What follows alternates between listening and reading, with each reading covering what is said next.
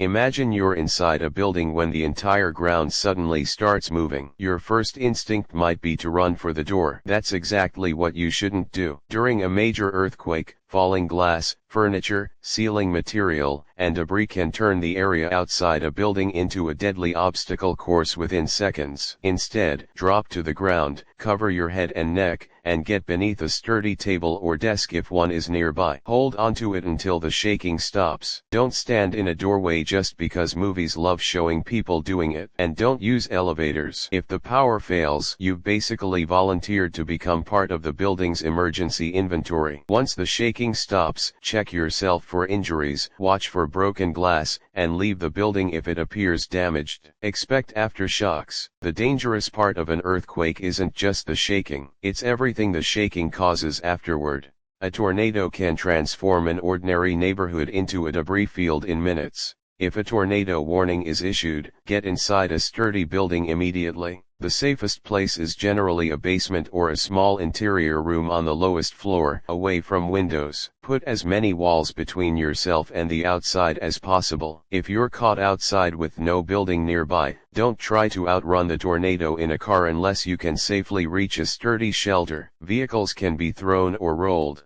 Inside shelter, protect your head and neck with your arms, a mattress, blanket, or other sturdy covering. And remember, the terrifying roaring sound isn't the tornado asking permission to enter. It's your warning that the situation has become extremely serious. Stay sheltered until authorities say the danger has passed. Floodwater looks deceptively harmless. It isn't. A relatively shallow current can knock a person off their feet, and moving water can hide holes, damaged roads, electrical hazards, and debris. If flooding is expected, move to higher ground before the water arrives. Don't wait until you're surrounded, and never walk or drive through moving flood water. The classic mistake is thinking, it's only a little water. That's how a road becomes a river and your car becomes a very expensive boat with absolutely terrible navigation. If your vehicle enters rising water and you can safely escape, get out and move to higher ground. Floods can also contaminate drinking water, so follow local instructions about whether tap water is safe. The best flood survival strategy is often incredibly boring: leave early.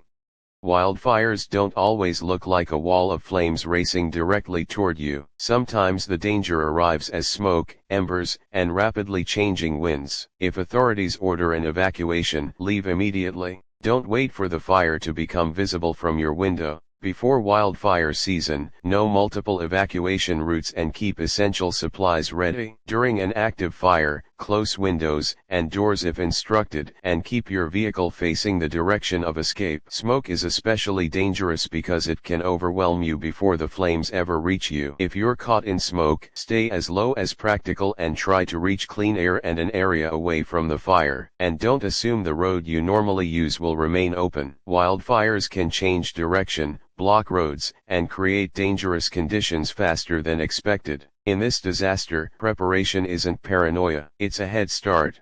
A tsunami can begin with something that doesn't look dangerous at all. An earthquake happens beneath the ocean.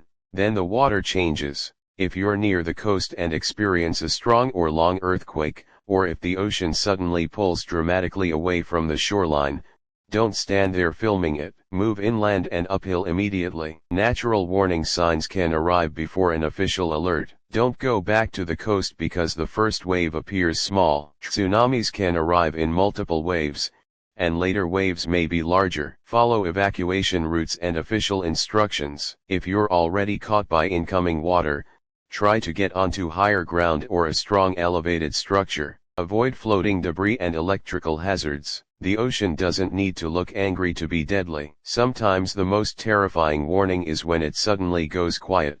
A hurricane gives you something many disasters don't. That sounds reassuring. It isn't. You may have hours or even days of warning, but that creates a dangerous psychological trap. People start believing the storm isn't serious because it hasn't arrived yet. Before the storm, secure loose outdoor objects. Protect windows as appropriate for your location. Charge essential devices. Stock safe drinking water, food, medications, and other necessities, and know whether you're in an evacuation zone. If authorities order evacuation, go. During the storm, Stay inside and away from windows. Don't wander outside during the apparent calm of the eye. That peaceful period can be temporary. The greatest danger may come from storm surge and flooding rather than wind. And if the power goes out, don't use gasoline-powered generators indoors or in enclosed spaces. Carbon monoxide doesn't need a hurricane to become deadly. A hurricane is a disaster with a countdown clock. Use the countdown. This is where survival becomes much more difficult. A building can collapse because of an earthquake, explosion, structural failure, or other disaster. If you are inside when a collapse begins,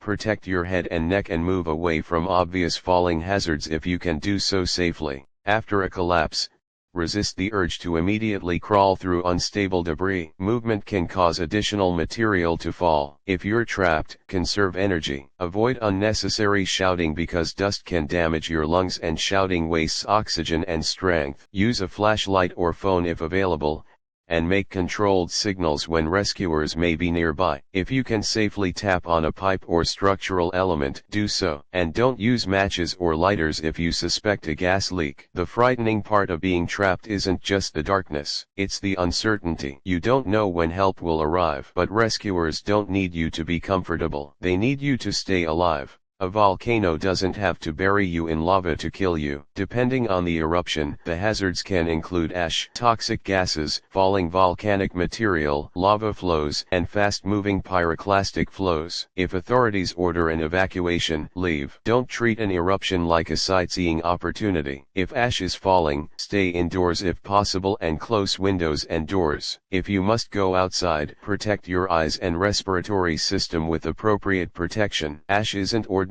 dust. It's made from fractured volcanic material and can irritate your lungs and damage machinery. And if you are near a volcano producing fast-moving hot flows, don't try to outrun them on foot. Your best chance is distance and following official evacuation instructions before conditions become impossible. Because once a volcano has made the landscape look like another planet, you're probably already late for the photography session. This is one of the disasters where your first few decisions could determine whether you survive. If a nuclear explosion occurs, don't stand near windows trying to understand what happened. Get inside a sturdy building as quickly as possible, preferably into a basement or the most central part of the structure. The walls between you and the outside matter. Stay inside and wait for official instructions. If radioactive fallout is a concern, remaining sheltered can dramatically reduce exposure. Remove outer clothing if instructed and contaminated, and follow emergency guidance about washing and food or water safety. Do not immediately leave shelter simply because the initial blast has passed. The most dangerous mistake can be thinking the disaster is over because you can no longer see the explosion. The aftermath can be invisible, and that's what makes this disaster so terrifying. Now imagine something worse than any single disaster. A massive disaster strikes, communications fail, power disappears, roads become blocked, and you have no idea when help is coming. This is where survival stops being about one trick. First, immediate danger. Second, shelter. Third, clean water. Fourth, medical needs. Fifth, information. And after that, everything else. Don't waste precious energy searching randomly for help. Don't spread rumors. Don't consume emergency supplies simply because you're frightened. Find reliable information. Stay with trusted people when possible. Help vulnerable people around you if you can do so without putting yourself in immediate danger. Because disasters create another invisible threat: panic. People can make terrible decisions when they believe everything is already lost. But survival often comes down to something much simpler. One safe decision,